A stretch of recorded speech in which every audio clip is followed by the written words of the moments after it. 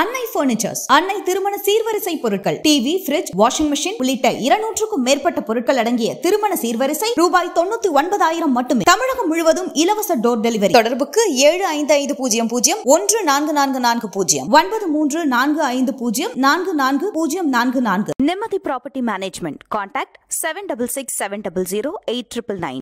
அயோத்தியை பத்தி சொல்லுங்க கொஞ்சம். அயோத்தியில இவங்க ராமர் கோயில் தான் அடையாளமா பார்த்தாங்க, எல்லாம் பண்ணாங்க. ஆனால் அந்த அயோத்தியில ஜெயிச்சது ஒரு தலித், ராமரே கைவிட்டார். மோடியை சேர்ந்த ஒருத்தர். இன்னொன்று மகாராஷ்டிரா, ஊபி, இங்கே எல்லாமே தலித் வாக்குகள் கிட்டத்தட்ட தீர்மானகரமான சக்தியாக மாறி இருக்கு. மோடி பார்த்தீங்கன்னா 6 லட்சத்தி சில்லற வாக்கு வித்தியாசத்தில் போன தடவை ஜெயிச்சாரு. இந்த தடவை 1.5 லட்சம் தான். ஆக்சுவலி 14, 19, 24 மோடியுடைய வாக்கு வித்தியாசம் வெற்றிங்கிறது கம்மியாயிட்டே வந்து. ஏன்னா நீங்க சொன்ன மாதிரி மணிப்பூர்லயும் என்டிஏ 0, மேகாலயால என்டிஏ 0, மிசோரம்ல என்டிஏ 0, ஜோரம் பீப்புள்ஸ் மூவ்மெண்ட் அவங்க தான் வின் பண்ணி இருக்காங்க. சிக்கிம், ஆமா, நாகாலாந்துல என்டிஏ 0. சந்திரபாபு நாயுடு எப்படி ஆக்சுவலி பர்சனா எப்படி அவரு? சந்திரபாபு நாயுடு 2 கலைஞருக்கு சமானம். 2 கலைஞருக்கு. அவரு பார்த்தீங்கன்னா நீங்க மாமனார் காங்கிரஸ்ல இருக்காரு. இப்போவும் சொல்கிறேன், இந்தி கூட்டணி பண்ண தவறு தான் அன்றைக்கி ஆட்சி இழக்கிறாங்க. இதே சந்திரபாபு நாயுடு அவங்க கையில் எடுத்துருக்காங்க. ஒரு 11 மாதத்துக்கு முன்னாடி பிஎம்ஐ பார்க்கறதுக்கு சந்திரபாபு நாயுடு போனப்போ அவருக்கு அப்பாயின்மெண்ட் கொடுக்குறாங்க. வரப்போகிறாங்க. நான் என்ன கேட்குறேன்னா, மோடி மீண்டும் 3ஆவது முறை பிரதமராவது உறுதியா? மோடி பிரதமர் ஆவாரான்னு தெரியாது. என்டிஏ கூட்டணி அமைப்பாங்க. ஏன்னா மோடி எப்படி முடிவு, அதுக்கு ஒரு செக் வைக்கிறீங்க. நான் இது வரைக்கும் பார்த்த தேர்தலில், அதாவது 77 இந்திரா காந்தியை அடித்து ஓட விட்ட அந்த மக்கள் அதே மாதிரி ஒரு அருமையான ஜனநாயகன்றது வாக்காளர் மன்னர்கள் அப்படின்றத நிரூபித்த தேர்தல் இதை நான் பார்க்குறேன். இதே நல்லா இருக்கும். தேவையில்லாத பில்ஸ் வராது, தனிப்பெரும்பான்மை நம்ம என்ன வேணா பண்ணலான்ற தன் தோன்றுத்தனமான போக்கு ஒரு அரசுக்கு இருக்காது. ஜனநாயகன்றது அனைவருடைய கருத்துக்களை கேட்கறது தான். இதுவே நல்லதுன்றீங்க நீங்க. இப்ப இதுதான் கரெக்டு. முழுக்க தான் தோளில் தாங்கி தான் இந்த வெற்றியை ராகுல் கொண்டு வந்திருக்காரு. அதில் நீங்கள் யாராலையும் மறுக்க முடியாது. இந்த மாதிரி முட்டாள்தனமாக நிதிஷையோ சந்திரபாபு நாயுடையோ கூப்பிட்டு ஒரு 1.5 வருஷம் தேசிய முன்னணி மாதிரியோ இல்லாட்டி அதுக்கப்புறம் அந்த ஜனதா கவர்மெண்ட் இவர் மொரார்ஜி தேசாய், சரண் சிங் வந்த மாதிரியோ ஏதாவது பண்ணிங்கன்னா மறுபடியும் உடஞ்சி செதுறோம். மக்கள் என்ன முடிவு பண்ணுவாங்கன்னா, இவனுங்க வேலைக்கு ஆக மாட்டாருங்க, நிலையான கவர்மெண்ட் தான் வேணும்னு மறுபடியும் ஒரு 10 வருஷம் உட்கார வைப்பாங்க. அதை விட நீங்க 5 வருஷம் இவங்களை உட்கார வச்சு 5 வருஷம் கட்டுப்பாட்டுக்குள்ள வச்சுக்கிறது நல்லதுன்றீங்க. கட்டுப்பாட்டுக்குள்ள வச்சு இவர்கள் பண்ற பல விஷயங்களை அம்பலப்படுத்தி 99ன்றத அதிகப்படுத்தி அடுத்து 27ல நடக்கிற ஊபி எலெக்ஷனு, அடுத்த மாதம் நடக்கிற மகாராஷ்டிரா எலெக்ஷனு, இதிலெல்லாம் மிகப்பெரிய லெவலில் காங்கிரஸ் கூட்டணி இந்த பலத்தை 26ல தமிழ்நாடு இது எல்லாத்தையும் பண்ணாங்கன்னா நீங்கள் அடுத்த 5வது வருஷத்தில் ஆட்சியை பிடிக்கலாம்.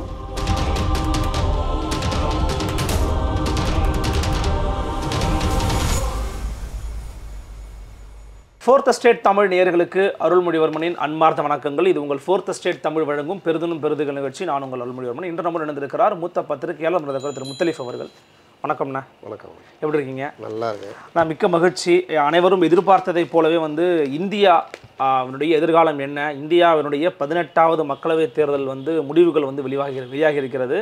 என்ன அப்படின்னா, நம்ம இன்னைக்கு ஹிந்து பேப்பரில் ரொம்ப முக்கியமான பல அலசல்கள் போட்டிருக்காங்க. நீங்களும் ஒட்டுமொத்தமாக இந்த 2024 தேர்தல் அலச போகிறீங்க, தேர்தல் முடிவுகளை பற்றி.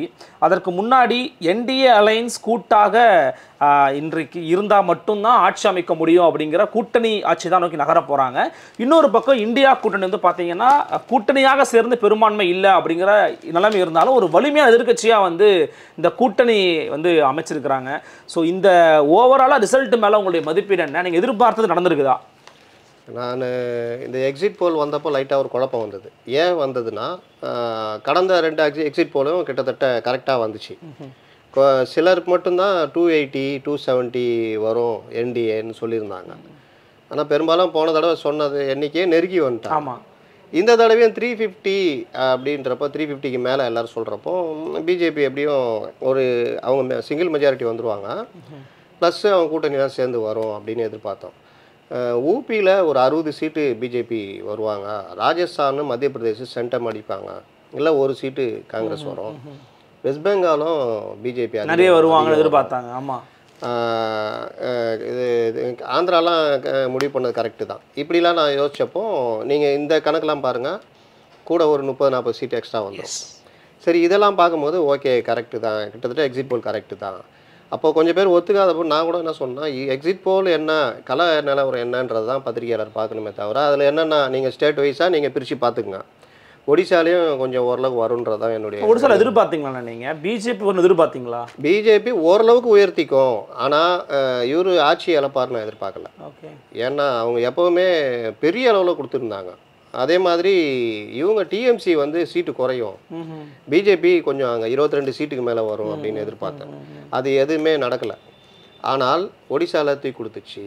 பீகாரில் பாதிக்கு பாதி வருவாங்கன்னு எதிர்பார்த்தோம், அது வந்து தூக்கி குடிச்சிடுச்சு. ஆனால் ஓபியில் நீங்கள் யாருமே எதிர்பார்க்காத அளவுக்கு நீங்கள் பார்த்தீங்கன்னா ஓபியில் எஸ்பி வந்து 37 சீட்டு, ஓகே, பிஜேபி 33, காங்கிரஸ் 6. ஆனால் இந்த பகுஜன் சமாஜ் கட்டி பாருங்கள் ஒன்றுமே இல்லை. அந்த இதெல்லாம் இங்கே வரும்னு நான் வந்து ஏற்கனவே சொல்லியிருந்தேன். எஸ்பி வந்து அதை கெயின் பண்ணிக்குவாங்க. 2022 சட்டமன்ற தேர்தலில் கிட்டத்தட்ட 60-70 சீட்டுக்கிட்ட 57 சீட்டுக்கு மேலே பிஜேபி குறைஞ்சி போச்சு. ஓகே. இவங்க நல்லா கெயின் பண்ணாங்க எஸ்பி. அப்போ இது எல்லாமே இதில் எதிரொலிக்கும் அப்படின்னு. ஆனாலும் 20 சீட்டை எஸ்பி கூட்டணி ஜெயிக்கும், 60 வந்து பிஜேபி தக்க வச்சுக்குவாங்க. ஆனால் இங்கே பார்த்தீங்கன்னா அந்தளவுக்கு தக்க வைக்க முடியல. இதில் என்னென்னா எஸ்பி 33, காங்கிரஸ் ஒரு 9%, இது எல்லாம் சேர்த்தால இவங்க வந்து 40-42% மேலே போனால மொத்தமாக இவங்க வந்து அந்த ஒற்றுமை ப்ளஸ் மக்களுக்கு இருந்த இது வெறுப்பு இதெல்லாம். நீங்கள் முக்கியமாக அயோத்தியை பற்றி சொல்லுங்கண்ணா கொஞ்சம். அயோத்தியில் வந்து இவங்க ராமர் கோயில் தான் அவங்க அடையாளமாக பார்த்து எல்லாம் பண்ணாங்க. ஆனால் அந்த அயோத்தியில் ஜெயிச்சது ஒரு தலித்து, ஒரு ராமரே கைவிட்டார், பட்டியலத்தை சேர்ந்த ஒருத்தர். இன்னொன்று நீங்கள் ராமர் கோயில் ஏன் பெருசாக எடுபடலை அப்படின்னு பார்த்தீங்கன்னா, ராமர் பாபரி மசூதி இடிக்கிறத தான் அவங்க பெரிய ஹீரோயிசமாக பார்த்தாங்க. அந்த டைமில் அது ஒரு விஷயமா இருந்தது, மீட்டெடுப்போம் இழந்த உரிமைகளை அப்படின்றது. ஆனால் இடித்தா பிறகு அந்த வழக்கு நடந்த நீண்ட கால வருடங்கள் பிறகு எல்லாத்துக்கும் பிரித்து கொடுத்தது. அதுக்கப்புறம் எல்லாருமே ஒரு மாதிரி சமரச மனநிலைக்கு போயிட்டாங்க. அதுக்கப்புறம் அது கட்டுறதுன்றது வந்து ஒரு பெரிய இதுவாக பார்க்கல. கட்டுறாங்க, அது ஒரு இது, அது வந்து ஒரு ஆகர்ஷிக்கப்பட்டது, வணங்கப்பட்டது, ஆனால் சாதனையாக பார்க்கப்படல. பிஜேபி அப்படி பார்த்துச்சு. ஆனால் அது தப்புன்னு இப்போ நிரூபணம் ஆயிடுச்சா? நீங்கள் ராமர் கோயில் கட்டினது வந்து உங்களுக்கு பெரிய அளவில் வாக்குகளை வாங்கி தரலன்னு இதை மட்டுமே நம்ம சொல்ல முடியாது. நீங்கள் தலித் வாக்குகள் நீங்கள் பார்த்தீங்கன்னா ஊபியை பொறுத்தவரைக்கும் எம்பி, ராஜஸ்தான், மகாராஷ்டிரா, ஊபி இங்கே எல்லாமே தலித் வாக்குகள் கிட்டத்தட்ட தீர்மானகரமான சக்தியாக மாறி இருக்கு. மக்கள் மௌனமாக இருப்பாங்க அப்படின்றது வந்து மௌனம் வந்து சம்மதம் அல்ல. இது நான் எல்லா ஆட்சியாளர்களுமே சொல்றது. ராஜஸ்தான்ல 11 சீட் வச்சிருக்காங்க. ராஜஸ்தான்ல பார்த்தீங்கன்னா காங்கிரஸ் 8 சீட்டு, இந்தியாவா சேர்த்து நான் சொல்றேன் 11 சீட்டு வச்சிருக்காங்கன்னு. ஐஎன்சி 8, பிஹெச்ஆர்டி அந்த இது வந்து 1, சிபிஐஎம் வந்து 1, ஆர்எல்டிபி 1. இதில் வந்து பிஜேபிக்கு அங்கே 14 சீட்டு தான் கிடைச்சிருக்குது. ஆனால் மத்திய பிரதேச சென்டம் அடிச்சிட்டாங்க எல்லாமே. நேற்று பார்த்தீங்கன்னா சிலர் வந்து சமூக வலைதளங்களில் போட்டுருந்தாங்க 40க்கு 40 திமுக கூட்டணின்றது பெரிய சாதனை, இந்தியாவில் எந்த கட்சியுமே செய்யலைன்னு. சாதனை தானே அது. 40க்கு 40ன்றதை சென்டம் அடிக்கிறதுன்றது தனிப்பட்ட முறையில் பிஜேபி தான் பண்ணியிருக்காங்க. ஓகே. நீங்கள் இப்போ பார்த்தீங்கன்னா மத்திய பிரதேசத்தில் பண்ணியிருக்காங்க. அதாவது வந்து கூட்டணியே இல்லாமல் ஒரே கட்சியாக பண்ணியிருக்காங்கன்றீங்க. 29, இமாச்சல பிரதேசில் 4, ஓகே, டெல்லியில் 7, இந்த மாதிரி. ஆனால் வந்து இங்கே 40க்கு 40ன்றது கூட்டணி கட்சிக்குள்ள தான். திமுகவுடைய எண்ணிக்கை பார்த்தீங்கன்னா தமிழ்நாட்டுக்கு செப்பரேட்டாக வந்துடும். இன்னதில் 100% ஜெயிச்சிட்டாங்க. ஆனால் அந்த இதுன்றது இதில் இன்னொரு விஷயம் பார்த்தீங்கன்னா யோகி ஆதித்யநாத்துடைய அந்த 10 ஆண்டு கால ஆட்சின்றது வந்து நீங்கள் ஒவ்வொரு அதீதமாக நீங்கள் பண்ணக்கூடிய நடவடிக்கைகள், புல்டோசர் வச்சு இடிக்கிறது, எனக்கு என்னென்னு பண்ணுறது, பிற்படுத்தப்பட்ட மக்கள், பட்டியலின மக்களுக்கு என்கவுண்டர்ஸே ரொம்ப அதிகமாக இருந்துச்சு அவருடைய ஆட்சியில். இது எல்லாமே வந்து நான் ஏற்கனவே சொன்ன மாதிரி மக்கள் மௌனமாக பார்க்குறாங்க அப்படின்றதுனால ஏற்றுக்கிறாங்கன்னு அர்த்தம் கிடையாது. அந்த கோபம்தான். நீங்கள் குஜராத்தில் கூட மோடி பார்த்தீங்கன்னா ஜெயிச்சிட்டு தான் அவருடைய வல்லமையை காமிச்சிட்டு தான் பிரதமராக வராரு. இவர் அடுத்த பிரதமர் வேட்பாளராக நினச்சாங்க. ஆனால் இவர் காலத்திலேயே வந்து அந்த இடத்துல பெரிய சர்க்கிள் வருது. பிஎஸ்பிக்கும் ஒரு பெரிய தண்டனை அந்த மக்கள் கொடுத்துருக்காங்க. எல்லா 80 இடத்துலையும் தோல்வி. போன தடவையும் அப்படி தான். ஓகே. எம்பி சீட்டில் ஜெயிச்சாங்க, 10 சீட்டு ஜெயிச்சாங்க. ஆனால் சட்டமன்றத்தில் ஒன்றுமே இல்லை, 0. நல்ல பர்சன்டேஜ் வாங்கியும் 0. ஆனால் இங்கே இந்த தடவை அது நான் ஏற்கனவே சொல்லியிருந்தேன், பிஎஸ்பி கூட்டதெல்லாம் மக்கள் வந்து எஸ்பிக்கு கொடுப்பாங்க அப்படின்னு. அதுதான் நடந்தது. அதனால தான் எஸ்பி ஃபைசாபாத்தில் ஜெயிச்சிருக்குது அயோத்தி தொகுதியில். அது ஒன்று ஒரு இன்ட்ரெஸ்டிங் ஃபேக்டர். இன்னொன்று இந்தூரில் பார்த்தீங்கன்னா ஒருத்தர் அன்னபோஸ்டா ஜெயிச்சார். ஆமாம். ஆனால் அங்கே நோட்டா வாக்குகள் வந்து 2 லட்சம். ஏன்னா ஆக்சுவலி காங்கிரஸ்காரங்க வந்து நோட்டாக்கு போய் ஓட்டு கேட்டாங்கன்னு வர சொன்னாங்களே. என்ன நோட்டா காங்கிரஸ் ஓட்டு தான் நோட்டாக்கு விழுந்துருக்கு. ஆனால் இந்திய சரித்திரத்திலேயே 2.5 லட்சம் நோட்டா ஓட்டு வந்து அதுதான் இந்தூர் தொகுதி தான். ஆனால் அவர் வந்து 12 லட்சம் ஓட்டு வாங்கியிருக்காரு. ஓகே. 10 லட்சம் வாக்குகள் வித்தியாசத்தில் ஜெயிச்சிருக்காரு. அதிகமான வாக்குகள் வித்தியாசம் நினைக்கிறேன். அதனால அதே மாதிரி அமித்ஷா கூட அதிகமான வாக்குகள் வித்தியாசம் ஜெயிச்சிருக்காரு. மோடி பார்த்தீங்கன்னா 6 லட்சத்தி சில்லற வாக்கு வித்தியாசத்தில் போனதோட ஜெயிச்சாரு. இந்த தடவை 1.5 லட்சம் தான். ஆக்சுவலி 14, 19, 24 மோடியுடைய வாக்கு வித்தியாசம் வெற்றிங்கிறது கம்மியாயிட்டே வந்துருக்கு. அப்போ அந்த ஒரு இதையும் நம்ம ஃபேக்டரியும் பார்க்கணும். அதே மாதிரி அமேதி ராகுல் நின்றுக்கலாம். அவரை வந்து தனிநபர் தாக்குதல் நடத்துகிறாங்க. ஓகே. இப்போலாம் அதுதானங்க ரொம்ப சாதாரணமாகிடுச்சு. ஒரு மனுஷனை இது பண்ணணும்னா டிஃபேம் பண்ண எந்த லெவலுக்கும் போகிறது. அவங்க வீட்டு வேலைக்காரன்ற லெவலுக்கு போனாங்க. அவர் கண்ணீர் விட்டுலாம் அழுதார். ஓகே. அப்போ ராகுல் காந்தி சொன்னது அவங்கள்ட்ட வேறு எதுவும் எதிர்பார்க்க முடியாது, இப்படி தான் பேசுவாங்கன்னு. அவரு ஜெயிச்சிருக்காரு. ஸ்மிருதி இரானி தோத்துட்டாங்க. அதே மாதிரி அம்பு விட்டாங்கல்ல, அவங்களும் படுதோல்வி. அம்பு விட்டு கேஸ் வாங்கினாங்க. எலெக்ஷன் அன்னைக்கு இஸ்லாமிய பெண்கள் இந்த புர்காலாம் எடுத்து நான் செக் பண்ணுறேன்னு பண்ணாங்க. ஓவர் ரொம்ப எக்ஸ்ட்ரீமாக போனாங்க. அதுலேயும் வழக்கு வாங்கினாங்க. அவங்களும் வந்து ஓவைசிக்கிட்டே தோற்றுருக்காங்க. எஸ். இந்த மாதிரி சின்ன சின்ன விஷயங்கள் நடந்திருக்கு. ஓவராலாக பார்த்தா பிஜேபி எதிர்பார்க்காத தோல்வி. எதிர்பார்க்காததுன்னா ஃபஸ்ட்டு ஊபி, செகண்ட் ஹரியானா.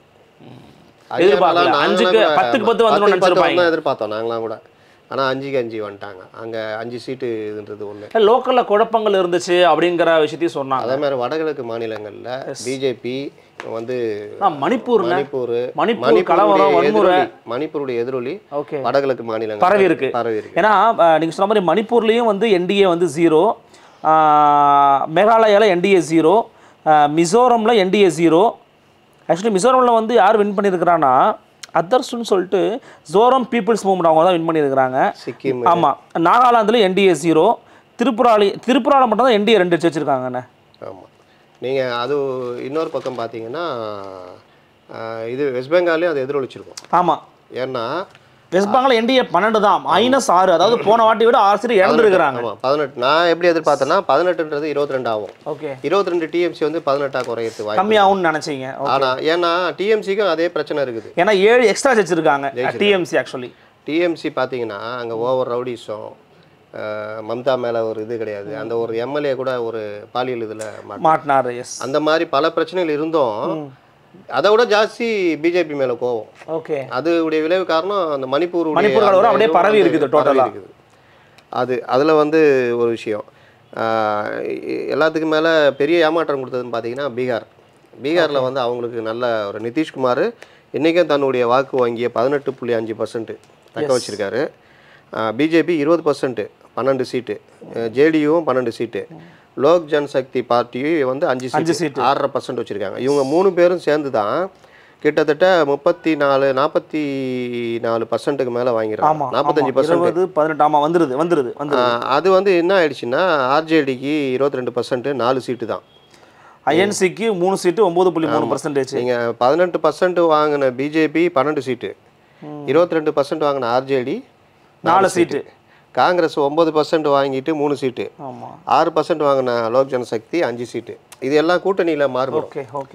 அதனால தான் அந்த வாக்கு சதவீதம் வேற மாதிரி இருக்கு, சீட் கன்வர்ஷன் வேற மாதிரி இருக்கு. ஓகே. அது எப்பவுமே அதை இது பண்ணக்கூடாது. சிபிஐ எம்எல் 3% அங்கே வாக்கு வாங்கியிருக்காங்க, 2 சீட்டு ஜெயிச்சிருக்காங்க.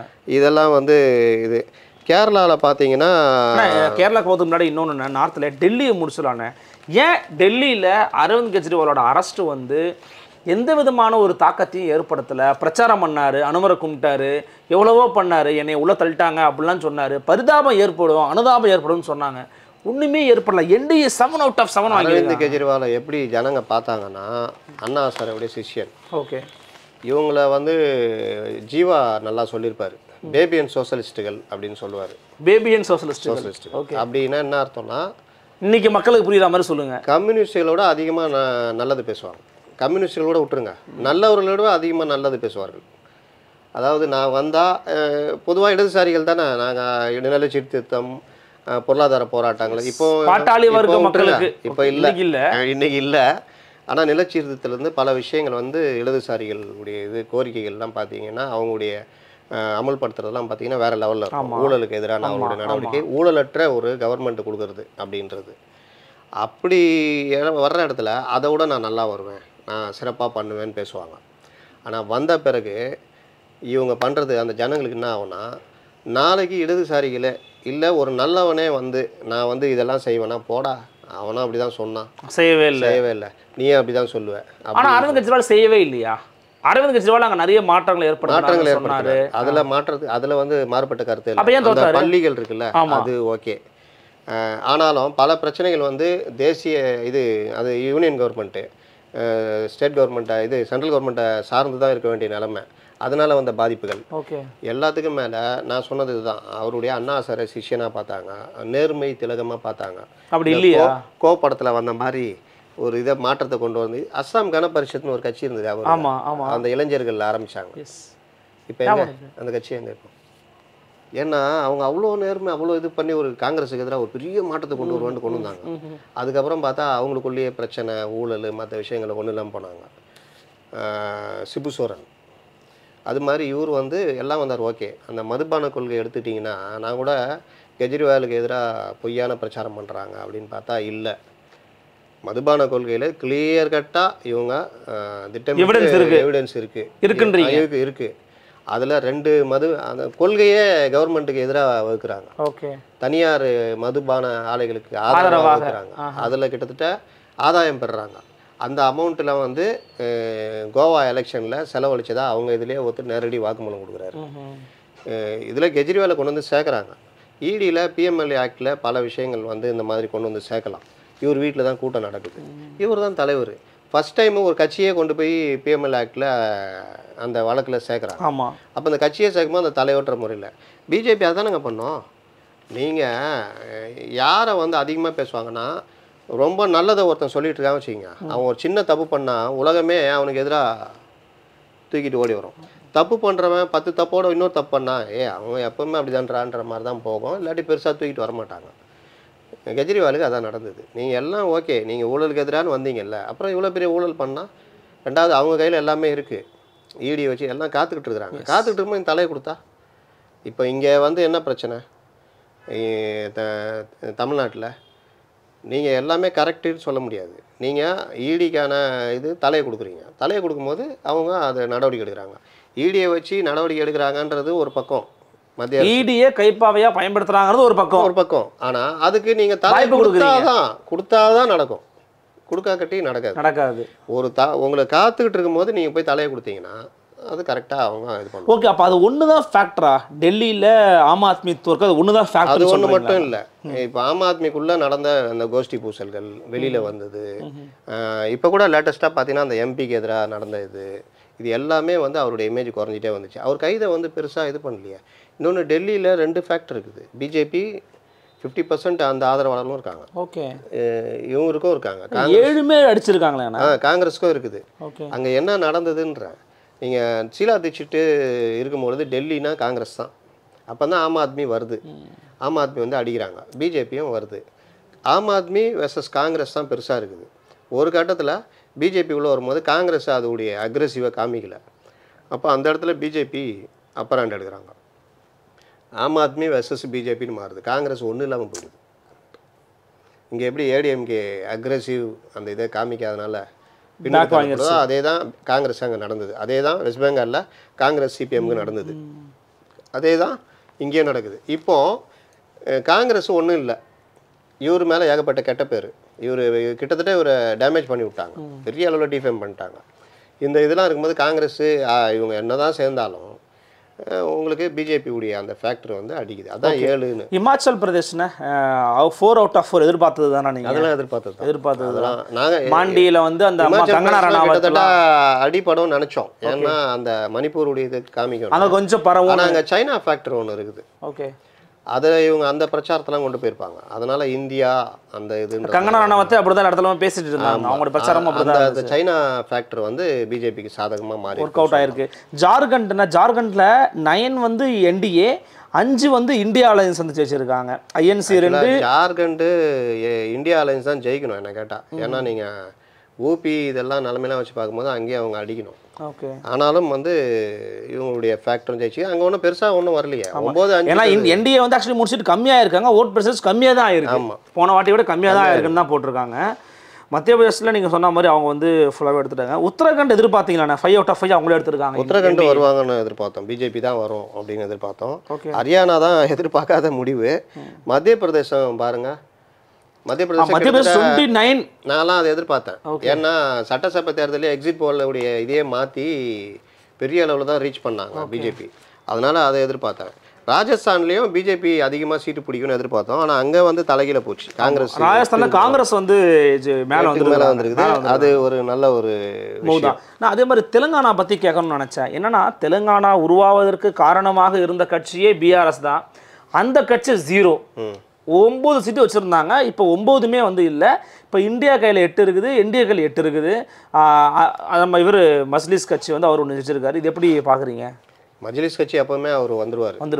ஜெயிக்கிற இடம் வந்துருவார் அவர். இந்தியா வந்து ஆட்சியில் இருக்காங்க. காங்கிரஸ் வந்து போன தடவை ஆட்சியில் வந்தாங்க. 3 மும்முனை போட்டி. என்னதான் பிஆர்எஸ் வந்து நீங்கள் ஆட்சியில் இல்லைனாலும் அது ஒரு பெரிய கட்சி தானேங்க. அப்போ மும்முனை போட்டின்றப்போ பிஜேபி ஏற்கனவே கால் விட்டுறதுக்கான அனைத்து வேலையும் பண்ணாங்க. அங்கே வந்து தெலுங்கானாவில் ஆட்சி பிடிப்போம்லாம் சொல்லியிருந்தாங்க.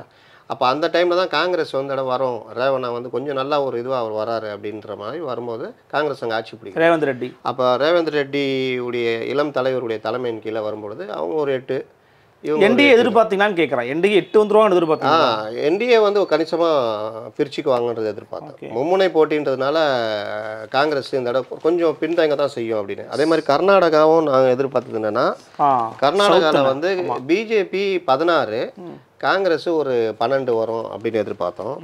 ஆனால் அங்கே வந்து பிஜேபி 17 வந்துருக்கு. கிட்டத்தட்ட அந்த இது வந்து இது கொண்டு வந்துட்டாங்க. இந்தியா வந்து 9 தான் ஜெயிச்சிருக்காங்க. ஏன்னா நீங்கள் இவர் குமாரசாமியும் பிஜேபி இதுவும் ஒன்று சேர்ந்தாங்கன்னா அந்த பர்சன்டேஜ் பார்த்தீங்கன்னா கிட்டத்தட்ட எஸ்பி காங்கிரஸ் ஊபியில் சேர்ந்த மாதிரி தான். அந்த பர்சன்டேஜ் வந்து இது அடிச்சிடும். ஆனாலும் ஏன் இவங்க 8 சீட்டுக்கு மேலே வர்றாங்கன்னா, அங்கே எப்படின்னா பிஜேபி பாமக மாதிரி குறிப்பிட்ட இடத்துல பிஜேபி அதிக வாக்குகள் இருக்கும், குமாரசாமிக்கு இருக்காது. குறிப்பிட்ட மாவட்டங்களில் குமாரசாமிக்கு அதிக வாக்குகள் இருக்கும், பிஜேபிக்கு இருக்காது. சில இடங்களில் காங்கிரஸை அடித்து நகர்த்திட்டு வரும். அந்த மாதிரி ஒரு ட்ரையாங்கிள் இதனால தான் கர்நாடகாவில் இந்த மாதிரி முடிவு வந்திருக்கு. இல்லாட்டி 2 பேரும் கூட்டு சேர்ந்ததுக்கு சென்டம் அடிச்சிருப்பாங்க. என்டிஏ இருக்குது. ஆனால் இதில் எதிர்பார்க்காதது மாதிரி, ஏன்னா எப்பயுமே சொல்லுவாங்க சவுத் ரிமைன்ஸ் வித்தவுட் பிஜேபி அப்படின்னு சொல்லுவாங்க. நாங்கள் தலைவர்களை திரையில் தேடுவதில்லை, தரையில் தேடுகிறோம்லாம் கேரளாக்காரங்க எப்பயுமே சொல்லுவாங்க. நிறைய பேர் சொல்லியிருக்காங்க. ஆனால் அங்கே வந்து பார்த்தீங்கன்னா நம்ம இவர் தான் திருச்சூரில் ஜெயிச்சிருக்காரு, நடிகர் சுரேஷ் கோபி ஜெயிச்சிருக்காரு பிஜேபி சார்பாக. கணக்கை துவங்கியிருக்கிறாங்களா, எப்படி பார்க்குறீங்க நீங்கள்? சுரேஷ் கோபி தொடர்ச்சியாகவே அங்கே வேலை பார்த்தாரு. முன்னாடி தோத்த பிறகு கூட அங்கே வேலை பார்த்துட்டு தான் இருந்தார், முயற்சி எடுத்துகிட்டு வராரு. முரளிதரன் இந்திய கம்யூனிஸ்ட் கட்சி ரெண்டுமே வந்து அங்கே வெயிட்டு, காங்கிரஸ் வெர்சஸ் சிபிஐ. அப்போது சுரேஷ் கோபி ஒரு பக்கம். இந்த 3 மும்முனை போட்டியில் லீஸ்ட் ஹையஸ்ட்ன்ற அடிப்படையில் 70,000 வாக்கு தான் வித்தியாசம். ஆமாம், கம்மி தான். ஆனாலும் கணக்கை தொடங்கி விட்டார்கள். அது வந்து ஒரு ஷாக்கிங் தான். யூடிஎஃப் 18 ஜெயிச்சிருக்காங்க. எப்படின்னா பார்க்குறீங்க? கேரளாவில் Congress 14, IUML 2, RSP 1, KAC 1, Kerala Congress 1. அங்கே 35% வாங்கியிருக்காங்க. 35, ஐயுஎம்எல் ஒரு 6.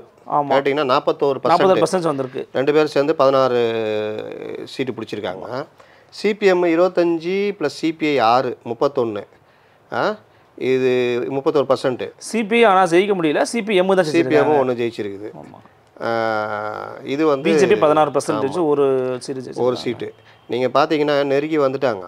உங்களுக்கு சிபிஎம் 25% தான், சிபிஐ 6, காங்கிரஸ் தான் அதிகம் 35%, பிஜேபி 16%. கிட்ட வந்துடுறாங்க. அவங்க தொகுதி கொஞ்சம் அதிகமாக போட்டி போட்டிருப்பாங்க. அந்த விஷயங்கள்லாம் இருக்கிற வாக்குகள்லாம் இருக்கும். ஸோ நம்ம வந்து சவுத்து கிட்ட வந்துட்டதுனால இப்போ சவுத்தில் வந்து நம்ம அடுத்து பேச போகிறது ஆந்திராவை பேச தமிழ்நாடு வரலானே. ஆந்திரா என்டிஏ 21, ஒய்எஸ்ஆர் வந்து 4, இந்தியா 0 வரும்னு எதிர்பார்த்தீங்களா? இந்தியா 1வது வரும்னு எதிர்பார்த்தீங்களா? வாய்ப்பே கிடையாது. ஏன்னா அங்கே காங்கிரஸ் கிடையவே கிடையாது. ஷர்மிளா கொண்டு வந்து தலைவராக போட்டாங்க. அது தேர்தலுக்கு இல்லை, அந்த மாற்றம்லாம் அதை எதிரொலிக்கும்னு நினச்சாங்களே. அது எப்போ தேர்தலுக்கு ஒரு ரொம்ப கிட்ட தான், நெருக்கமாக தான் பண்ணாங்க. ரெண்டாவது ஒய்எஸ்ஆர் மேலே உள்ள வெறுப்பு இப்போ ஷர்மிளா மேலே மட்டும் இருக்காதா? ஓகே, இவங்கெல்லாம் ஒன்றுன்ற மாதிரி இருக்கும். எல்லாத்துக்கும் மேலே தெலுங்கு தேசமும் பவன் கல்யாணமும் சேர்ந்தாலே அந்த பர்சன்டேஜ் வந்து ஒய்எஸ்ஆர் ஈஸியாக காலி ஆகிடுவாங்க. ஆனால் பவன் கல்யாணம் ரொம்ப அண்டர் எஸ்டிமேட்டில் பண்ணியிருந்தாங்கப்பா. பவன் கல்யாணம் விஜய் பார்த்து கூட சொன்னாங்க, நீங்கள் வந்தீங்கன்னா பவன் கல்யாணம் மாதிரி தான் உங்களுக்கும் அவங்க பார்த்துக்குங்க அப்படிலாம் சொல்லி கலாய்ச்சாங்க. பவன் கல்யாணம் 6% நெருக்கி வச்சுருக்காருங்க வாக்கு சதவீதம். போன தடவை தனியாக நின்று எனக்கு என்னென்னு ஒரு பைத்தியகாரத்தனம் பண்ணார். நீங்கள் அங்கே பிஜேபி 0.9% தான் வாக்கு. ஓகே, எங்கே ஆந்திராவில் சொல்கிறீங்க? ஓகே, நீங்கள் அப்போ இவரு சந்திரபாபு நாயுடும் பவன் கல்யாணம் சேரும் பொழுது ஒய்எஸ்ஆரை ஈஸியாக காலி பண்ணுறது. ஒய்எஸ்ஆர் காங்கிரஸ் மேலே உள்ள அந்த கோபம், அந்த வெறுப்பு இருக்குல்ல, அது ப்ளஸ் சந்திரபாபு நாயுடு அவமானப்படுத்தப்பட்டது. கடைசியாக சந்திரபாபு நாயுடு 2-3 ஊர்வலங்களில் திரண்ட கூட்டத்தை பார்த்தீங்கல்ல? எஸ், நல்லாவே கூட்டம் இருந்துச்சு. அப்போ அந்த மாதிரி விஷயம் நம்ம நீ சொல்கிற மாதிரி தெலுங்கு தேசம் 37%, ஜனசங் அவர் ஜனசேனா வந்து 4.3, அதுவே வந்து பார்த்தீங்கன்னா வந்துருச்சு 40% குறைஞ்சிருக்கு. ஆனாலும் ஜெயிச்சிட்டாரு. எனக்கு தெரிஞ்சு அவர் மத்திய அமைச்சர் ஆகிறதுக்கு கூட வாய்ப்பு இருக்குன்னு நினைக்கிறேன். ஏன்னா அவங்க தான் எனக்கு கிங் மேக்கர். ஒரு சந்திரபாபு நாயுடு, இன்னொன்று வந்து நிதிஷ்குமார் கிங் மேக்கர்ஸாக இருக்காங்க. தமிழ் டவுட் என்னன்னா, இந்தியா அலையன்ஸ் வந்து இப்போ சந்திரபாபு நாயுடையும் நிதிஷ்குமாரையும் பேசி உள்ள அழைச்சிக்கிட்டாங்க அப்படின்னா India alliance May lead the country அப்படிங்கிற மாதிரி ஒரு வியூ சொல்கிறாங்க. இன்னொரு பக்கம் அப்படிலாம் இல்லைங்க அப்படிங்கிறாங்க. என்ன ஸ்டேட்டஸ்னா ஆக்சுவலி எப்படி புரிஞ்சுக்கணும்? நீங்கள் இவங்க 2 பேர் சேர்ந்தாலே 28 சீட்டு தான் சந்திரபாபு நாயுடும். அதாவது நான் இப்போ சந்திரபாபு நாயுடுக்கு 16, ஜேடியு இவருக்கு வந்து 12 சேர்த்தா 28 தான். 28 வருது. இந்த 28 240 தான் வந்து பிஜேபி, 268 வருது. அது அவங்களது மற்ற கூட்டணிலாம் இருக்குல்ல, ஷிண்டேயோடது, எல்ஜேபியோடது, ஜேடிஎஸ் எல்லாம் சேர்த்தா 291 வராங்க. எஸ். நீங்கள் பொதுவாக ஒரு அரசு எப்படி அமையும்னா சிங்கிள் லார்ஜஸ்ட் பார்ட்டியை ஃபஸ்ட்டு கூப்பிடுவாங்க. ஓகே, இன்னைக்கு கூட்டம் போடுவாங்க. இன்னைக்கு போகும்போதே சந்திரபாபு நாயுடு சொல்லிட்டு போயிட்டாரு, நாங்கள் என்டிஏல தான் இருக்கணும். நிதிஷ்குமாரும் சொல்லிட்டாரு, இல்லை if anything happens I will let you know அப்படின்னு மீடியாவுக்கு சொல்லிட்டு தான் போயிருக்காரு. அது வந்து பெருசாலாம் எதிரொலிக்காது. ஏன்னா நீங்கள் ஒரு செக் வச்சாதான் பிஜேபி கொஞ்சமாவது பயம் இருக்கும். ஓகே, நீங்கள் எடுத்த உடனே எல்லாத்துக்கும் ஓகே சொல்லிட்டு போனால் அவங்க ரொம்ப இலக்காரமாக நினச்சிருவாங்க. இவர் சந்திரபாபு நாயுடு எப்படின்னு ஆக்சுவலி பர்சனாக எப்படி அவர்? சந்திரபாபு நாயுடு 2 கலைஞருக்கு சமானம். 2 கலைஞருக்கு. ஆமாம், அவர் பார்த்தீங்கன்னா நீங்கள் மாமனார், அவர் காங்கிரஸில் இருக்கார், மாமனார் கட்சி ஆரம்பிக்கிறார் என்டி ராமராவ். அப்போ ஒரு அமைச்சராக, கல்வி அமைச்சராக ஒரு இதாக இருக்கார். இவருக்கு வராரு, என்டி ராமராவ் கட்சிக்கு வராரு. 6 மாதத்தில் ஆட்சி பிடிக்கிறாங்க. என்டி ராமராவுக்கு என்ன அனுபவம் இருந்தால் 6 மாதத்தில் பிடிச்சிருப்பாரு. சந்திரபாபு நாயுடு என்கிற அந்த இளம் தலைவர் தான் full and full back hand work பண்ணது. ஓகே, முழுசுமாக சந்திரபாபு நாயுடுவை நம்பினார். நிதி அமைச்சராக இருந்தார், பேக் போன் ஒர்க்கு. ஒரு கட்டத்தில் என்டி ராமராவ் எனக்கு என்னன்னு சொல்லிட்டு இது அந்த அம்மா ஒரு லேடி கல்யாணம் பண்ணிக்கிறாரு. அவங்க கையில் கட்சியை கொண்டு போய் தாரவாக்குற மாதிரி போகுது. அந்த டைமில் கட்சியை மீட்கணுன்னு இவரை கட்சியை விட்டு வெளியேற்றிட்டு கட்சியை கையில் எடுக்கிறாரு என்டி ராமராவ். இவர் சந்திரபாபு நாயுடு தேவுடான்னு பார்த்த என்டி ராமராவ் ஒன்றும் இல்லாமல் போகிறாரு. இது எல்லாமே சந்திரபாபு நாயுடைய இது. 89ல் தேசிய முன்னணியுடைய அமைப்பாளர் சந்திரபாபு நாயுடு தான். அதில் அவர் கண்டிப்பாக தேசிய அளவில் விபி சிங் எவ்வளோ பெரிய தலைவர், கருணாநிதி இங்கே இருந்தார், கலைஞர் இருந்தார். ஆனால் இவங்க எல்லாத்தையும் கூட சந்திரபாபு நாயுடுக்கு இது அந்த அளவுக்கு ஒரு பெரிய லீடரு. இப்போவும் சொல்கிறேன், இந்தி கூட்டணி பண்ண தவறு தான் அன்றைக்கி ஆட்சி இழக்கிறாங்க. இதே சந்திரபாபு நாயுடு அவங்க கையில் எடுத்துருக்கணும். ஒரு 11 மாதத்துக்கு முன்னாடி பிஎம்ஐ பார்க்கறதுக்கு சந்திரபாபு நாயுடு போனப்போ அவருக்கு அப்பாயின்மெண்ட் கொடுக்கல. இங்கே ஸ்டாலினை வந்து போன எலெக்ஷனில் பார்த்து பண்ணிட்டு ஒரு கூட்டணி அமைக்கிறதுக்கு இது பண்ணார். என்னமோ காரணத்தினால அது மிஸ் ஆச்சு. நீங்கள் பிஆர்எஸ் அங்கே வர முடியாது, ஏன்னா காங்கிரஸ் கூட்டணியில் இருக்குது. இங்கே சந்திரபாபு நாயுடு ஏன் கையில் எடுக்கலை? சந்திரபாபு நாயுடே வந்து மோடி எதிர்த்துலாம் பேசின வீடியோலாம் இப்போ ஷேர் பண்ணிட்டு இருக்காங்க. இந்தியாவில் இருக்கக்கூடிய மற்ற 2 லீடர்ஸுக்கும் இருக்கிற திறமை மோடி கிடையாதுங்கன்னு பேசியிருக்காரு. ஆமாம், அவர் தான் சொல்கிறேன், 2 கலைஞருக்கு சமானம். இன்னொன்று, சந்திரபாபு நாயுடு வெளியிட்ட தேர்தல் அறிக்கையில் மோடி படமும் எதுவுமே போடலை. அதை அந்த பிஜேபி தலைவர் கூட வாங்க மாட்டேன்ட்டார் அந்த கூட்டத்தில். 4% உள் ஒதுக்கீடு இஸ்லாமியர்களுக்கு கொடுக்குறேன்னு சந்திரபாபு நாயுடு அறிவிச்சிருந்தார். ஓகே, நீங்கள் மோடி என்ன பண்ணார், பேசினார்லாம் நான் உங்களுக்கு தெரியும். மோடி வந்து மற்றவங்கள்ட்ட பறிச்சுட்டு போய் கொடுப்பாங்கன்னா சொன்னார். நிதிஷ்குமார் இடஒதுக்கீடு ஜாதிவாரி கணக்கெடுப்பை நடத்தியே முடிச்சிட்டாரு. இடஒதுக்கீடு அங்கே இது பண்ணார். அது அவருடைய வெற்றிக்கு முக்கியமான ஒரு காரணங்கள்ல அது ஒன்று. ஓகே, இது ஒரு முக்கியமான பாயிண்ட். எஸ், அப்போது நீங்கள் பார்த்தீங்கன்னா நிதிஷ்குமார் அந்த இடஒதுக்கீடு ஜாதிவாரி கணக்கெடுப்பு இதில் உறுதியாக இருக்கார். இஸ்லாமியர்களுக்கான உள்ஒதுக்கீடு மற்ற விஷயங்களில் சந்திரபாபு நாயுடு இவங்க தான் இன்றைக்கி என்டிஏ கவர்மெண்ட்டை தாங்கி பிடிக்க போகிறாங்க. அப்போ இந்த முரண்பாடுகளோடு தான் அவங்க வந்து வரப்போகிறாங்க. நான் என்ன கேட்குறேன்னா, மோடி மீண்டும் 3வது முறை பிரதமராவது உறுதியா? மோடி பிரதமர் ஆவாரான்னு தெரியாது, என்டிஏ கூட்டணி அமைப்பாங்க. ஏன்னா மோடி எப்படி முடிவு அதுக்கு ஒரு செக் வைக்கிறீங்க. ஆமாம், ஏன்னா நான் ஒரு மிகப்பெரிய அறுதி பெரும்பான்மை உள்ள ஒரு பவரில் வந்து பிரதமராக உட்காந்த ஒரு மோடி இப்போ உட்காருவாரா, இல்லை அவரே எனக்கு வேணாம் வேறு யாரையாவது நீங்கள் பிஜேபியிலேருந்து எடுத்து யார் இருக்கா? யார் வேணா இருக்கலாம், நட்டா இருக்கலாம், அமித்ஷா இருக்கலாம், இல்லை வேற நிதின் கட்கரி இருக்கலாம், யார் வேணா இருக்கலாம். அவருக்கு உடம்பு ரொம்ப இதுவாக இருக்குது. இப்போ அந்த மாதிரி விஷயங்கள் இல்லை மோடியை கூட தொடரலாம். ஏன்னா பிரதமர் வேட்பாளராக ஒருத்தர் அறிவிச்சு நிறுத்தி வந்துட்டோம். நான் இன்னொரு ஃபேக்டர் சொல்கிறேன். இந்தியா கூட்டணி மொத்தம் வாங்கின ஓட்டை பிஜேபி வாங்கியிருக்கு. உண்மைதான். கரெக்டா? உண்மைதான். 353ல் 60 சில்லற ஓட்டு போச்சு. இது எம்பி சீட்டு போச்சு என்டிஏக்கு. கரெக்டா? ஆமாம். அதெல்லாம் பிஜேபிக்கு தான் போயிருக்கு. கூட்டணி கட்சிகள் அவங்க இதை வந்துட்டாங்க. 60 போனது பிஜேபிக்கு தான் போயிருக்கு. 303. ஆமாம். எவ்வளோ? 240. 60 சீட்டு மிஸ் பண்ணது பிஜேபி தான். எல்லாமே ஊபிலையும் வந்து எல்லாத்தையுமே இழந்திருக்கிறாங்க அதிகமாக. ராஜஸ்தான், இந்த ஹரியானா, இது எல்லாத்துல தான் அவங்க இழந்திருக்காங்க. ஊபியில் மேஜராக இழந்திருக்காங்க. இது வந்து பிஜேபி தன்னுடைய நிலைப்பாடை சுய பரிசோதனை செய்யக்கூடிய காலகட்டம். நீங்கள் என்னதான் நீங்கள் இஸ்லாமிய எதிர்ப்பு, இந்துக்கள் ஓட்டுலாம் எனக்கு தான்றதெல்லாம் வந்து இல்லை, எடுபடாது அப்படின்றது மக்கள் அப்படி இல்லை, இந்திய மக்கள் அப்படி இல்லை அப்படின்றது தான் இந்த தேர்தல். இந்த தேர்தலை நான் இது வரைக்கும் பார்த்த தேர்தலில், அதாவது 77ல் இந்திரா காந்தியை அடித்து ஓட விட்ட அந்த மக்கள் அதே மாதிரி ஒரு அருமையான ஜனநாயகன்றது வாக்காளருக்கு வந்து மன்னர்கள் அப்படின்றத நிரூபித்த தேர்தல்னு இதை நான் பார்க்குறேன். ஏன்னா நீங்கள் பல தடவை நீங்கள் பார்த்துருக்கீங்கன்னா எப்போல்லாம் ஆதிக்கமாக இது பண்ணுறாங்களோ அன்றைக்கெல்லாம் அடித்து விரட்டப்பட்டிருக்காங்க ஆட்சியாளர்கள். 91, 96 ஜெயலலிதா நான் வந்து என்ன வேணால் பண்ணுவேன், எனக்கு ஆதரவு இருக்குதுன்னு நினச்சாங்க. ஆனால் யதார்த்தம் என்ன, ராஜீவ்காந்தியுடைய மரணம் ஒரு முக்கியமான காரணமாக இருந்துச்சு. ஆனால் அவங்க வந்து நமக்கு கிடைச்ச ஆதரவுன்னு நினச்சாங்க. அதுக்கப்புறம் தான் அவங்க ரியலைஸ் பண்ணிக்கிட்டாங்க. அதுக்கப்புறம் அவங்கள ஒன்றும் பண்ண முடியல.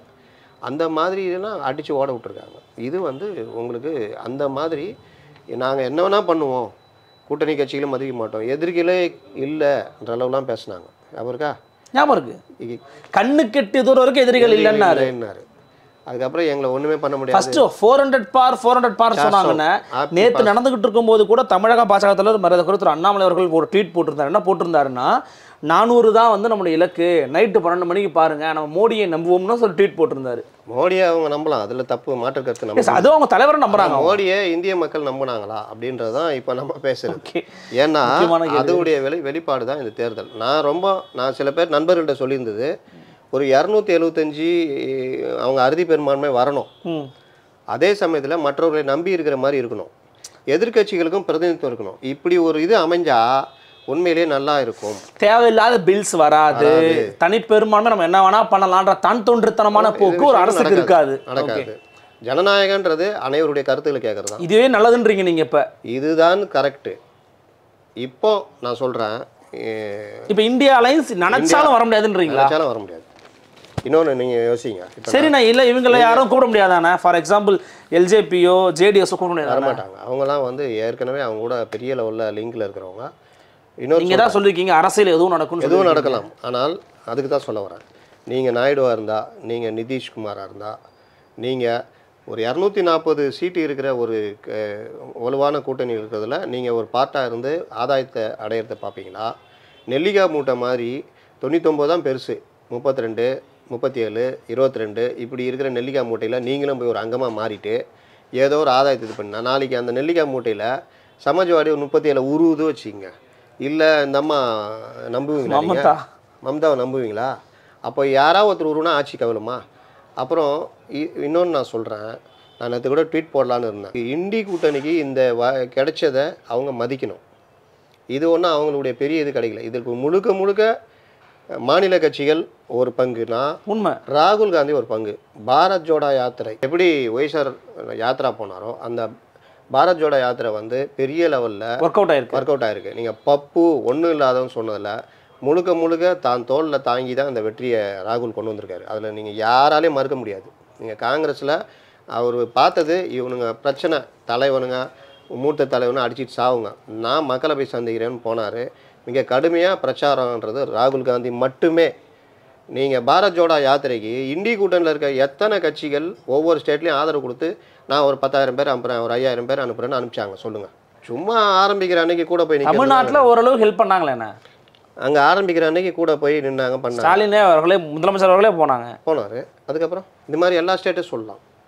காங்கிரஸ் ஆள்றது சரி, மம்தாவும் சரி, மம்தா இடத்துலலாம் பிரச்சனை, சிபிஎம் கேரளாவில் பிரச்சனை, நீங்கள் ஏன் இங்கே நிறைய நடக்கிறீங்களா அவர் கேட்டார் ஓப்பனா. இப்போ இந்த மாதிரிலாம் மீறி தான் அவர் வந்து பண்ணார். சிபிஎம் பினராயி பேசுனதெல்லாம் வேற லெவலில் உச்சத்துக்கு போனார். ஏன்னா அவர் காப்பாற்றிக்கணுன்ற இதில் வந்து அவர் என்ன கிட்டத்தட்ட பிஜேபிக்கு ஆதரவு பேசுகிற மாதிரி பேசினார். இல்லை 2 பேரும் பேசினாங்களே, ராகுலும் கேட்டார் ஏன் அவங்களை கைது பண்ணலான்னு கேட்டார் ஓப்பனா. அப்போ இந்த மாதிரி இதெல்லாம் மீறி தான் ராகுல்ன்றது பாரத் ஜோடோ யாத்திரை. ப்ளஸ் மாநில கட்சிகளுடைய பங்கு. இப்போ தமிழ்நாடு எடுத்துக்கிட்டிங்கன்னா திமுக, அது கூட்டணி கட்சிகள் அவங்க பார்த்துக்கிட்டாங்க. அந்த இண்டி கூட்டணிக்கான வெற்றி 40 தொகுதியை அவங்க பார்த்துக்கிட்டாங்க. மம்தா அங்கே பார்த்துக்கிட்டாங்க. பஞ்சாபில் இவர் பார்த்துக்கிட்டாரு. எஸ்பி அங்கே பார்த்துக்கிட்டாங்க. இது எல்லாம் சேர்ந்து தான் இன்றைக்கி இதில் வந்து உங்களுக்கு இவ்வளோ தான் இன்றைக்கி அப்படின்றத மதிக்கணும். இதை மதிக்காமல் இந்த மாதிரி முட்டாள்தனமாக நிதிஷையோ சந்திரபாபு நாயுடையோ கூப்பிட்டு ஒரு 1.5 வருஷம் தேசிய முன்னணி மாதிரியோ இல்லாட்டி அதுக்கப்புறம் அந்த ஜனதா கவர்மெண்ட் இவர் மொரார்ஜி தேசாய், சரண் சிங் வந்த மாதிரியோ ஏதாவது பண்ணிங்கன்னா மறுபடியும் உடஞ்சி செதறும். மக்கள் என்ன முடிவு பண்ணுவாங்கன்னா இவனுங்க வேலைக்கு ஆக மாட்டாருங்க, நிலையான கவர்மெண்ட் தான் வேணும்னு மறுபடியும் ஒரு 10 வருஷம் உட்கார வைப்பாங்க. அதை விட நீங்கள் 5 வருஷம் இவங்களை உட்கார வச்சு 5 வருஷம் கட்டுப்பாட்டுக்குள்ளே வச்சுக்கிறது நல்லதுன்றீங்க. கட்டுப்பாட்டுக்குள்ளே வச்சு இவர்கள் பண்ணுற பல விஷயங்களை அம்பலப்படுத்தி 99ன்றத அதிகப்படுத்தி அடுத்து 22, 27 நடக்கிற ஊபி எலெக்ஷனு, அடுத்த மாதம் நடக்கிற மகாராஷ்டிரா எலெக்ஷனு, இதிலெல்லாம் மிகப்பெரிய லெவலில் காங்கிரஸ் கூட்டணி இந்த பலத்தை 26 தமிழ்நாடு இது எல்லாத்தையும் பண்ணாங்கன்னா நீங்கள் அடுத்த 5வது வருஷத்தில் ஆட்சியை பிடிக்கலாம். சொல்ல முடியாது, நல்ல ஒரு பெரும்பான்மை பிடிக்கலாம். அதை விட்டுட்டு இந்த மாதிரி இந்த பத்திரிகையாளர்கள் அந்த விருப்பத்துக்கு செயல்படுற பத்திரிகையாளர்கள் மற்ற இவங்க பேச்செல்லாம் கேட்டுக்கிட்டு இல்லை இந்த மாதிரிலாம் ஒரு தப்பான முடிவு எடுத்தாங்கன்னா 2 வருஷம் கூட இந்த ஆட்சி இருக்கா. நீங்க சொல்றது கொஞ்சம் யதார்த்தமாகவும் ரியலிஸ்டிக்காகவும் இருக்குது. அது உங்களுடைய விருப்பம் இல்லாத வரலாறு. நீங்க அதோட ஒப்பிட்டு தான் பேசுறீங்க. ஆமா, குஜராத் அந்த இவரு தேசிய முன்னணியில இவரு விபி சிங், இது அங்கே ஜனதா கட்சியில் மொரார்ஜி தேசாய், சரண் சிங், இது எல்லாம் வரலாறு என்னென்னா 2 வருஷம் தான். அதுக்கு அடுத்து நீங்கள் இந்திரா காந்தி உட்காந்துட்டாங்க. ஒன்றும் பண்ண முடிஞ்சுதா? 80ல் இந்திரா காந்தி. ஓகே, இதில் கட்டுப்பாடுகளாம் ஃபார் எக்ஸாம்பிள் இப்போ கிங் மேக்கர்ஸாக ஆகியிருக்கக்கூடிய திரு சந்திரபாபு நாயுடு அவர்களோ நிதிஷ்குமார் அவர்களோ எதுவும் டிமாண்ட்ஸ் வைப்பாங்களா? இப்போ ஃபார் எக்ஸாம்பிள் ஆந்திராவுக்கு வந்து சிறப்பு அந்தஸ்து தேவைங்கிறாங்க. கிங் மேக்கர்ஸ்ன்றாங்களா? இப்போ நான் சொல்கிறேன் 28 291ல் 12 போச்சுன்னா 9, ஜேடியு 12, டிடிபி 16, ஜேடியூ இல்லை வச்சிங்களேன். அப்பவும் பெரும்பான்மை சந்திரபாபு நாயுடு மட்டும் வச்சுக்கிட்டு பெரும்பான்மை கொண்டு வரலாம். சந்திரபாபு நாயுடே இல்லை வச்சுக்கோங்க, அப்பவும் நிதிஷ்குமார் நம்ம கணக்கு போட்டு சொல்லிடுவோம் நான் நேயர்களுக்கு. இப்போ சொல்கிறேன், இப்போ ஜேடியு இல்லைன்னா பிஜேபி, டிடிபி, சிவசேனா எல்ஜேபி சேர்த்து எவ்வளோ வருதுண்ணே? 279 வருவாங்க. 279 வருது. ஓகே, அப்போ டிடிபி இல்லைன்னா ஜேடியு இருந்துச்சுன்னா என்ன வருது? 275 வருவாங்க. ஆனால் ரொம்ப எட்ஜாக இருக்குமே. அது விலை குதிரை பேரம் நடந்துச்சுன்னா என்ன பண்ணுவீங்க? இன்னொன்று நீங்கள் பார்த்தீங்கன்னா ஒருத்தர் உமர் அப்துல்லா தோக்கடிச்சிட்டு உள்ளே இருக்காரு. ஆமாண்ணே, அது ஆக்சுவலி ஏதோ ஒரு பத்திரிக்கை தினமணின்னு நினைக்கிறேன், ஐ திங்க் ஸோ. தீவிரவாதியிடம் தோற்றுவிட்ட உமர் அப்துல்லா தான் போட்டிருக்காங்க. ஏன்னா நீங்கள் என்னையை அரெஸ்ட் பண்ணாலே தீவிரவாதின்றாங்க நம்ம ஊரில். அதுலேயும் இஸ்லாமியர் இருந்தால் அவர் தினமணி ஒரு முக்கியமான நாளிதழ் அதில் போட்டிருக்காங்க. அவர் என்னையால் அரெஸ்ட் செய்யப்பட்டு தீகார் சிறையில் இருக்காரு. ஜெயிலேருந்தே போட்டி போட்டு ஜெயிச்சிருக்காரு. 1.5 லட்சமா 2 லட்சம் வாக்கு வித்தியாசம் உமர் அப்துல்லா தோக்கடிச்சிட்டாரு. இப்போ அவரை நான் என்ஐஏ கேஸ் எல்லாம் இது பண்ணுறேன், நீ ஆதரவு கொடுனா ஏன் கொடுக்க மாட்டாரா? இந்த மாதிரி சுயேட்சைகள் வந்து ஒரு 7-8 பேர் இருக்காங்க. அவங்களெல்லாம் பிஜேபியில் சேர வச்சுட்டா இதாகாதா? ஸோ என்ன பண்ணாலும் இப்போ திமுக கூட்டணியிலேயே விசிகே இருக்குது. விசிகே போக மாட்டாங்க பிஜேபிக்கு. இல்லை வேறு யாராவது எம்டிஎம்கே ஒரு சீட்டு இருக்குது. இல்லை வேறு யாராவது நீங்கள் வாங்கன்னா கொடுக்க மாட்டாங்களா? தமிழ்நாட்டை பொறுத்தவரைக்கும் வாய்ப்பு இல்லை. ஏன்னா 2 இடதுசாரிகள் 2 பேர் போக மாட்டாங்க. மற்றவங்களாம் வந்து போக வாய்ப்பு கிடையாது. திமுக போக வாய்ப்பு இல்லை. ஆனாலும் நீங்கள் அரசியலில் எதுவும் நடக்கும். நீங்கள் 99 நான் என்ன சொல்கிறேன், நீங்கள் சொல்ல புரிஞ்சுக்கிறேன். பட் இன்னைக்கு சுச்சுவேஷனில் ஒரு சோஷியல் கொல்யூஷன் கிரியேட் ஆயிருக்கு. திமுக மேலே வேற ஒரு பிம்பம் இருக்குன்னும் போது போக மாட்டாங்கிறது தான் என் கருத்து. இன்னைக்கு சுச்சுவேஷனில் நீங்கள் பழனி இடைத்தேர்தலில் வந்து காங்கிரஸ் வந்து கடும் வைரி, கடும் எதிர்ப்பு திமுகவோட. அன்றைக்கி திடீர்னு அதுக்கு ஆதரவு கொடுக்குறாரு கலைஞர். அந்த எம்பி பழனி தொகுதி இது எங்களுக்கெல்லாம் பயங்கரமான இது, என்னடா இது இந்த மாதிரி கலைஞர் கொடுக்குறாருன்னு. அதை விட பெரிய அதிர்ச்சி கொடுத்தது 99ல். ஓகே. இப்படி இருந்துட்டு இப்படி கொடுத்தாங்க. எங்களுக்கெல்லாம் என்ன கலைஞர் திமுகன்னு அப்போ தான் அந்த வார்த்தை சொன்னது அவர், ரைட் மேன் இந்த ராங் பார்ட்டி பிஜேபி. ஆனால் நீங்கள் கொடுத்தது ராங் பார்ட்டிக்கு தான். அது ரைட் மேன் கிடையாது. ரைட் மேன் வருவார் போவார், போயிட்டார். அதனாலும் நீங்கள் அதில் அந்த மாதிரியே நடக்கும்னு சொல்ல வரேன். இது ஒன்று. ரெண்டாவது, 240 தொகுதிக்கு மேலே இருக்கிற பிஜேபி சில்லறை தொகுதிகளில் இருக்கிறவங்க ஆதரவோடு தான் ஆட்சி செலுத்துது. ஆமாம். இவங்க அதுக்கான எல்லா வேலையும் பண்ணிடுவாங்க. அதாவது இவங்க அதுக்கான பிரதிபலன்களை வாங்கிப்பாங்கன்றீங்க. சபாநாயகர், சிறப்பு அந்தஸ்து இது மாதிரி வாங்கிப்பாங்கன்றீங்க. சபாநாயகர் தான் கேட்குறாங்கன்னு இப்போ ஓடி நியூஸ் வருது. ஆனால் சபாநாயகர் கொடுக்க மாட்டாங்க. அதுக்கு பதிலாக மினிஸ்ட்ரியில் நல்லா பெரிய போர்ட்ஃபோலியோ தான் நல்லா கொடுத்துருவாங்க. ஓ, அந்த மாதிரி கொடுத்த கட்சி தானே பிஜேபி. வந்து நீங்கள் யாருக்கு வேணால் என்னென்னா வச்சுக்கோங்க, முதலமைச்சரே நீ இரு நான் பார்த்துக்கிறேன்னு சொல்லிலாம் இருந்த கட்சி தான் இது. அதனால் அதெல்லாம் பிரச்சனை இல்லை. நீங்கள் பெரிய போர்ட்ஃபோலியோ கொடுத்துட்டு கவர் பண்ணிக்குவாங்க. இது ஆந்திராவுக்கு ஒரு சமலக்கு இருக்கு. ஆனால் இந்த வாட்டி அப்போ ஆமாம், ஆந்திரா போது சந்திரபாபு நாயுடு இருக்கு. ஏன்னா சந்திரபாபு நாயுடு மேலே ஏகப்பட்ட வழக்குகள் இருக்குது. எல்லாமே க்ளோஸ் ஆகிடும். எல்லாம் க்ளோஸ் ஆகிடும். இப்போ அப்போ அவர் அவர் ஏன் போய் இண்டி கூட்டணி போகணும்? அவருக்கும் தேவையில்லைங்க. தேவையில்லை. உடஞ்சி செதற கூட்டணிங்க அது. நீங்கள் 2 வருஷம் தாக்கு பிடிக்குமா? இப்போ நீங்கள் இது கேட்குறீங்களா? 250 வச்சுக்கிட்டு இருக்கிற இவங்களுக்கே கேட்குறீங்கன்னா, ஒருத்தர் 99, ஒருத்தர் 37, ஒருத்தர் 32, ஒருத்தர் 22, அவங்க எவ்வளோ கேட்பாங்க? எவ்வளோ சண்டை வரும்? நீங்கள் இது இடதுசாரிகள் இந்த சின்ன பிரச்சனையில் வெளியில் போனாங்களா? அணுசக்தி ஒப்பந்தம் காங்கிரஸ் கவர்மெண்ட் வெளியே போனாங்க. அன்றைக்கி எஸ்பிஐ ஆதரவு கொடுக்கலன்னா காங்கிரஸ் கவர்மெண்ட் கவுந்துட்டு இருக்கோம். அப்போது நீங்கள் அந்த மாதிரி சின்ன பிரச்சனையில் நாளைக்கு ஏதாவது ஒரு இதில் போனாங்கன்னா என்ன பண்ணுவீங்க? நீங்கள் சொல்கிறது ப்ராக்டிக்கலாக கரெக்டாக இருக்குது. சிங்கிள் லார்ஜஸ்ட் பார்ட்டியை தான் கூப்பிடுவாங்க.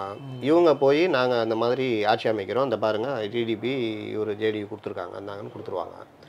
ஓகேன்னு கூப்பிட்டுருவாங்க, ஆட்சி அமைச்சிருவார். அதுக்கப்புறம் நீங்கள் இவங்க பிரச்சனை கிளப்புனா தான் ஒரு பெரும்பான்மை நிரூபிக்கணும், இல்லாட்டி தேவையில்லை. அவ்வளோதான். வருகனை மிக்க மிக்க நன்றிண்ணா. நன்றி. நன்றி. உங்களை இன்னும் சந்திக்கலாம். நன்றி, வணக்கம்.